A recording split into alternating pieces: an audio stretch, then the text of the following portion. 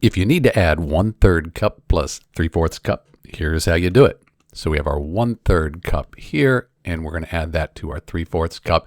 And when we add fractions, what we need to do is get the denominator here to be the same. If this is the same number, we just add the numerators together, and we're done. So why don't we do this? Why don't we say 3 times 4, because that would equal 12, and then 4 times 3. That would equal 12. So then we'd have the same denominator. But we do need to do it to the top, the numerator as well. It's because 4 over 4 is 1. So over here we'll do 3 over 3.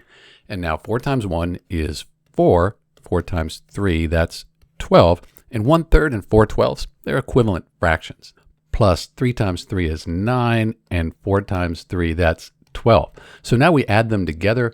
4 plus 9, that's 13, and then you keep the 12 across.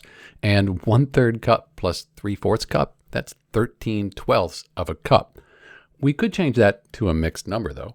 12 goes into 13 one time with 1 left over, and then you bring the 12 across, and you end up with 1 1/12 cups.